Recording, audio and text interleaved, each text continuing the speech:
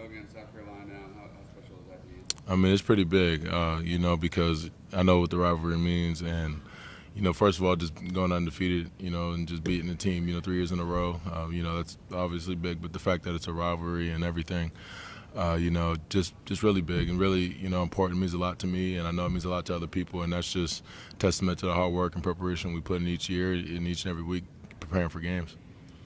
Seems like this defense is getting healthy at the right time. How important is that? And also being able to get that early lead in Columbia and be able to get some rest and play some younger No, guys. no, that's real big. It's big to just to get guys back healthy because if we, I know when we're at our best when we got depth and we could throw a lot of guys out there and it doesn't matter who we throw out there. Guys are gonna get the job done, and it was good we got some rest too because and not just for our sake of this, the starters or whoever getting rest, but more so just for those younger guys' development.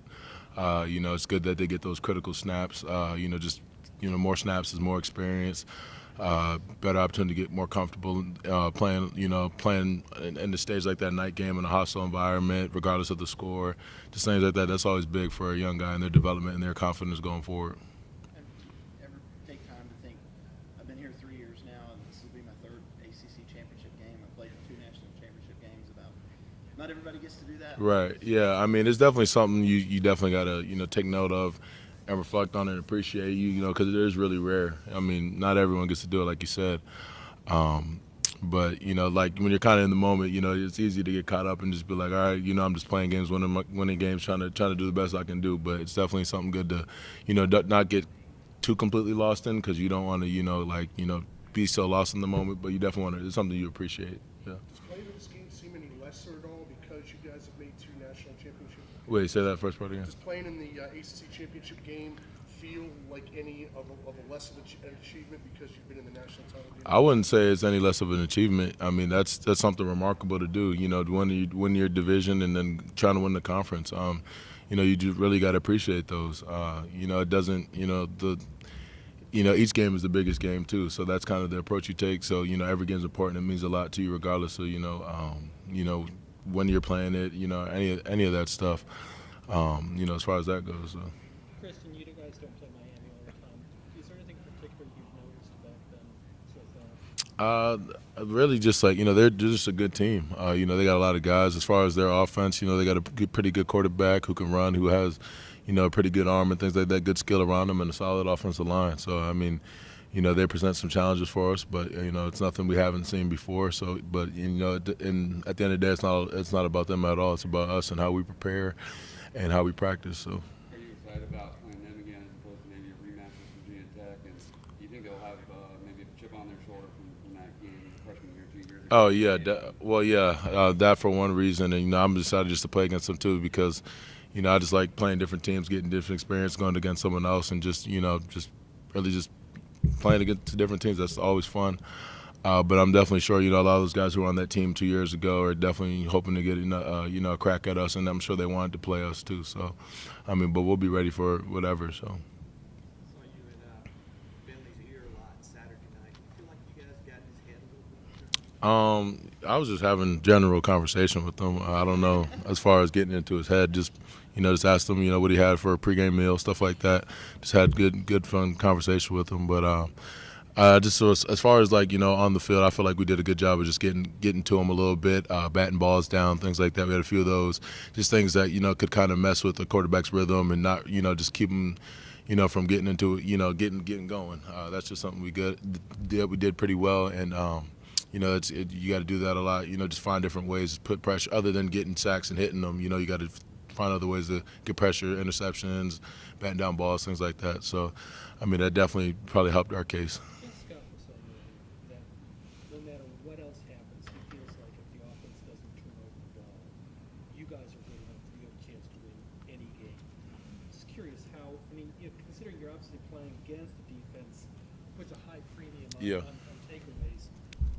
What do takeaways count in the grand scheme of what you guys are accomplished? Takeaways are big. Oftentimes if you look just through our history and just through football, the team that usually wins the turnover margin is the team that usually wins, and the team that holds on to the ball is the team that can win too. So I definitely feel like I agree with what Coach said there.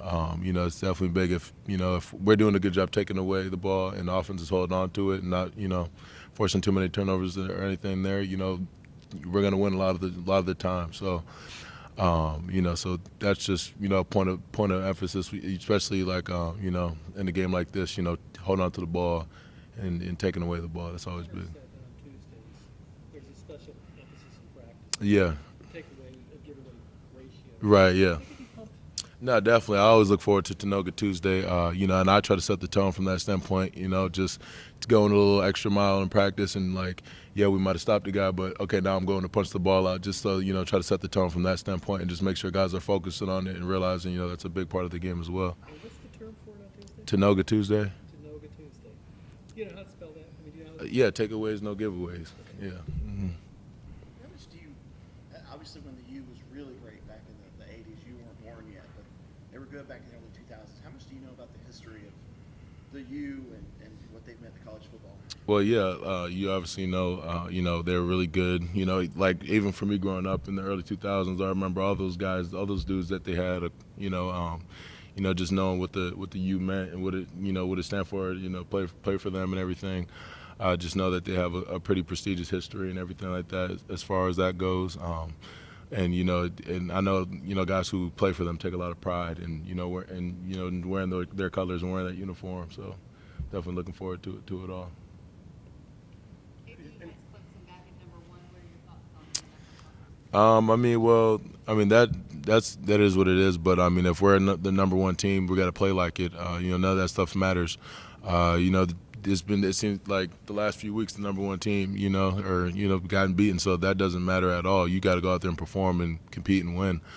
And we can't. And just from a leadership standpoint, we got to keep guys' minds off of that and all the outside, sources and factors, and just focus on us. Any thoughts on the turnover chain? That seems like something that you guys kind of have some fun on the defensive line. That something you guys maybe wish you would have thought of. Oh no, I mean that's cool for them. That's cool that's what they do. I think it's it is what it is there. It's something for them to get excited about, and a little more of an incentive to get turnovers for them. But again, it's not about them to us. It's about us. So if we hold on to the ball, that would be great. And if we get a lot of turnovers too, that would be great. So. Rich, we're doing a thing on the season as a whole. What did this team learn from that Syracuse game? Really just, that was a time for this team is a brand new team, a lot of new guys, a lot of different guys who had to step up and the bigger roles and things like that too. So that was really just a learning experience for us all.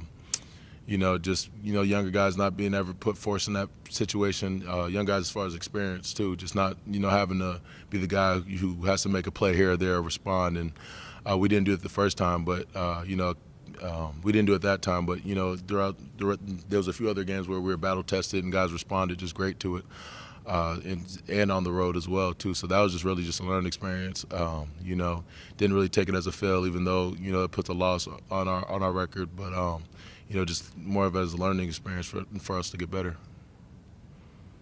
How many house calls did you make on Thanksgiving, and did you finally get to try fried turkey? I didn't get to fried turkey, but I went to about 4 or 5 different houses too, and ate at all of them, at least one plate at every house. So yeah, I had a good eventful Thanksgiving. Anything else?